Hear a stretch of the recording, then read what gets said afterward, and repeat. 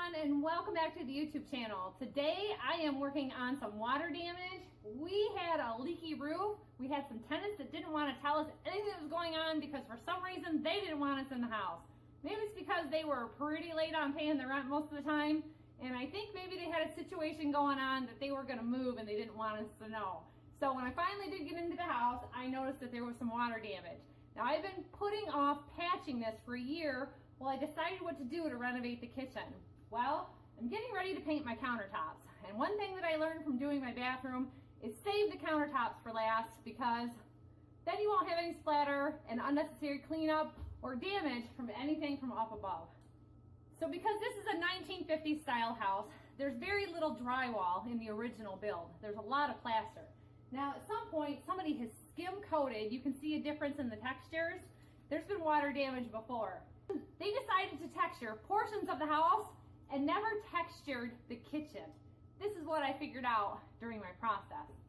After I took out the carpet, I saw water damage on the old oak floors, so they fixed the roof at one point, put down carpet to hide the water damage, went ahead and textured their ceilings for part of their insurance claim, and they taped it off for some reason and kept it a shiny, smooth ceiling at the kitchen. Well, I've got two things I can do here. I can continue the texture to the other side of the kitchen, which will be a lot faster and easier than doing a scrape off. A scrape off is the other project I can do. But since every other room in the house is textured, I think I'm just going to continue the texture this way. But the first thing I have to do is repair any loose or broken plaster and texturing that is coming down. And one thing that I've learned from my years and years of dedication to home renovations, watching this old house, and my old magazine subscription to this old house, I love working on houses. Of all the jobs I could do, I would be a lady handyman for myself, a house flipper. For 20 years, I've been doing renovations and things like that just for my husband, for our own landlord-tenant situations. So it's time to get this in shape because I want this kitchen to look cute, I want it to look clean, and we don't want any obvious evidence of any prior water damage. So I'm going to take the utility knife and I'm going to go up there and score around the edges. If you start chipping at that, you're going to end up chipping off the entire ceiling, and that's going to be a mess. So even on the original plaster, there's a skim coat, and all that skim coat seems to be gone and replaced with this new skim coat that they put on with the texturing. And some people call it stomping, where they will take like a mud plate for doing drywall, load it up with the ceiling texture, push it up, and bring it back down. The new stuff, they make it a lot easier and you can just roll it on. And I think that's what we're gonna be going with. You just use a real coarse loop roller to go over it. So I'm gonna go ahead and put this on fast forward. Some people like the music, some people don't. So if you don't like the music, just turn the volume down because I like all my little happy music choices.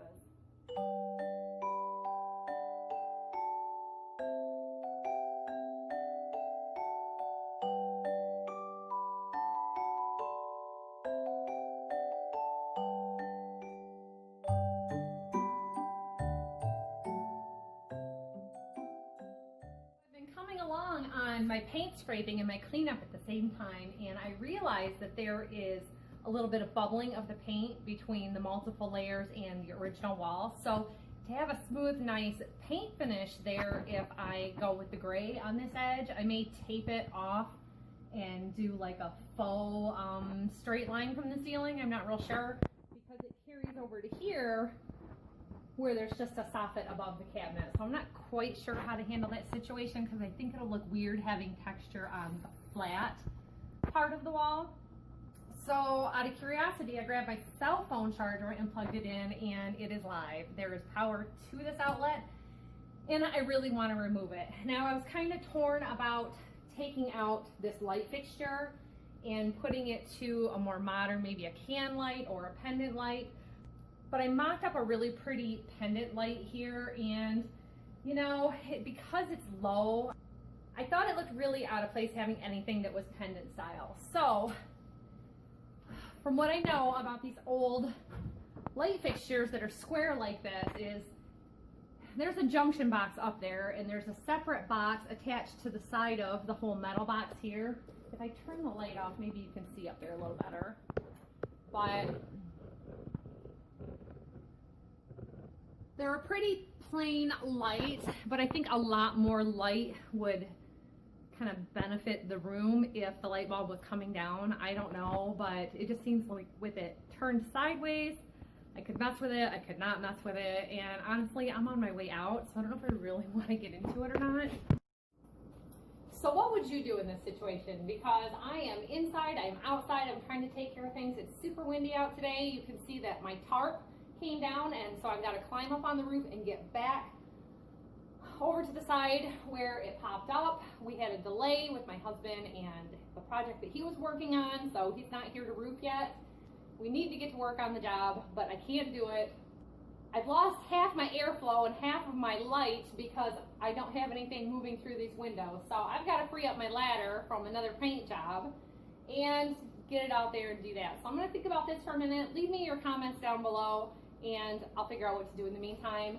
Then I guess after I get that tarp back in place, I'm going to mix up some mud and go through here and patch up my ceiling plaster and you know, the little plaster spots here where it was cracked. If you have cracks, score them with a knife, because just going over them, that plaster's not going to get in there and fill the crack. It's going to go over the surface, and then the minute you sand it, you're just going to uncover it again. Now I'm just using drywall compound that you use for covering your seams when you're doing new drywall. I'm sure that there are master plasters out there, but you know what? This is a DIY homeowner project. We're not making a claim into the insurance for it. It was all on us for not getting to the roofing job a year or two ago when we wanted, for our tenants not notifying us, and the deductible is way higher than any amount that we're going to put into it for the entire job all on our own. Between the roofing and the patch plaster, we're probably going to have total all of what my deductible is.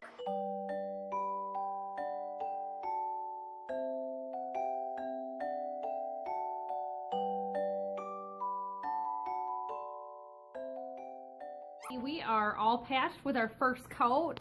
Some areas are a little deep from taking off the skim coat over at the corner and on the ceiling, so that may need a second coat. I know where I put it on a little thicker right there, up at the very crease, and there are probably not going to be dry till tomorrow, and it is going to shrink. So I don't want to do anything with this for probably 2 days. I may add a second layer tonight, but generally the drywall mud that I'm using for this job takes about 3 hours to dry, but because this is a little thicker than like 1/8 of an inch thick, it's probably more like 1/4 of an inch thick, it's going to probably take 2 days. So we'll just leave that to dry and move on to another project. The roofing job is well underway. We have tar paper on, and he actually just got his very first shingle on. So now that he's done that, I can go ahead and start in on my ceiling repair. Now I did the little patch job before, but now it's time to go ahead and do the textured ceiling technique on it. Now this is not a knockdown. On a knockdown, they actually spread out the drywall compound and then smooth it after a little bit, and it is kind of rough textured, but no peaks. Our ceiling was left smooth over this whole kitchen area, and the dining room, which is one big room, they just went ahead and put up some painter's tape and pulled that down while it was still wet and had a differentiating line between the two. Now every other room in this house has a textured ceiling except for this kitchen, and I said the best way to have to deal with any water damage repair is to go ahead, hit it with some Kilz paint, and then go over it with the drywall compound. Now you can buy pre-mixed ceiling texture, and all it is drywall compound mixed up to a different consistency depending on what kind of a texture you want your end result to be. So there's two different roller techniques that you can do, and then there's the stomping method. And with the stomping method, if you are familiar at all with Welkers Farms, they did a cottage renovation, and Leg Arms went through the entire house with this stomping pad, leaving the texture design on the ceiling. Now that's fine, but my arms are going to get tired out. And you can also get seam marks from doing that method, where with a roller, you're less likely to have that happen. So you can do this with a regular 1/2-inch nap. You roll it on, you take a clean roller and roll it slowly in one direction off. That's going to take off some of the excess and leave you your peaks to give you your texture on your ceiling. So that's a 2-roller method. You could probably just do it with the one and clean it off also. Or you can use one of these fancy deals These probably cost $9 to $12. This was actually found in a home that we purchased that somebody had rinsed it out and reused it. It had a little bit of dried drywall compound in it, so we figured it had been used, but we didn't want to throw it away, and it has been bouncing around in our paint supplies all this time. So this is a nylon roller, and it's a little loop. This doesn't give a really heavy texture for a ceiling. It's going to be more of a smooth texture. I just brought it here to show you, but you could really load it up and maybe get a heavier consistency on it. I might try it out as a sample just to see how it goes. So you can follow along to see how each technique turns out and to see which one we like better. Now you can buy your drywall compound already mixed up. I have this bag of drywall mud already here. This is the same stuff you use to fill your seams when you're replacing or putting up drywall. So here I've got a bucket of the drywall mud I've already started, and I'm just kind of playing with it with the consistency. You don't want it too thin and you don't want it too thick. Think of it like mayonnaise. Mayonnaise is a good consistency. The thicker it is, like if you went with a peanut butter consistency, the more of it's going to stay on that ceiling. And the nice thing is, this helps disguise any problems, any cracks, things like that. Now in this bucket, I've just got some more of the powder already mixed up. You might want a third bucket for some water, and you can put your roller right directly into it if you've got a big enough bucket. Now all my 5-gallon buckets have been used for cleaning out the eaves trough, and I didn't really want to have to clean them. So this is your little scraping thing that you can load up your drywall spatula when you're doing repairs. This is big enough to put a roller in.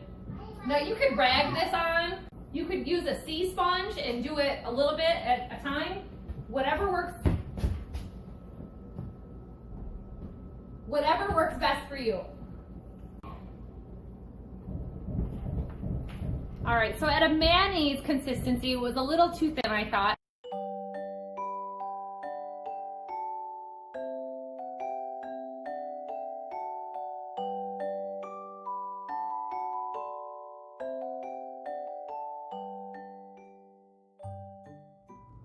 So I mixed up another batch, a little bit thinner, to see how I like this. And I don't know, it spreads out easier, but I almost think I need to do 2 layers to get the texture I want, because the thicker texture was not spreading out at all. And on the previous section, it was actually pulling down the old material. So I'm getting texture up there.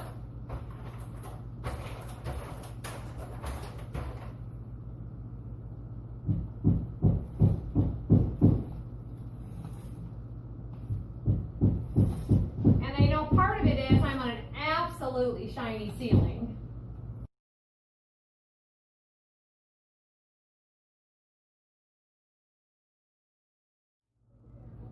See, the old stuff just gums right up on the roller, and I scraped it and sanded it beforehand and wasn't having any problem with separation. So if you're not familiar with a multi-tool, that curved section fits right on the roller like that, and you slide it up, and that cleans your roller off and just collects right on the back of the blade here, so then you just scrape it off.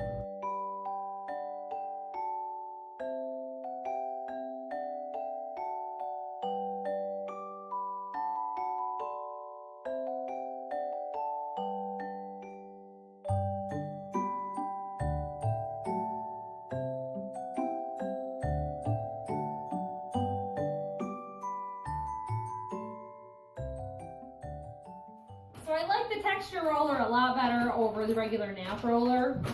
It's going better. It's just not giving me as much bulk of texture as the previous ceiling. So I could go through with a knockdown knife and knock down some of the peaks to make it a little more even. Or maybe go over it with a second coat. I'm not real sure, because I don't know if I go over it with a second coat, if it is going to reactivate the first coat and cause separation. Now, the original ceiling behind me has been painted. It's been a while, and because this stuff is so porous, maybe it just soaked up the paint.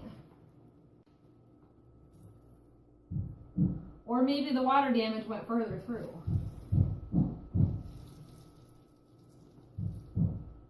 My neck's going to be done at the end of today, but I prefer to do this on the ladder than from a pole at the bottom, so I can see kind of up close better what's going on.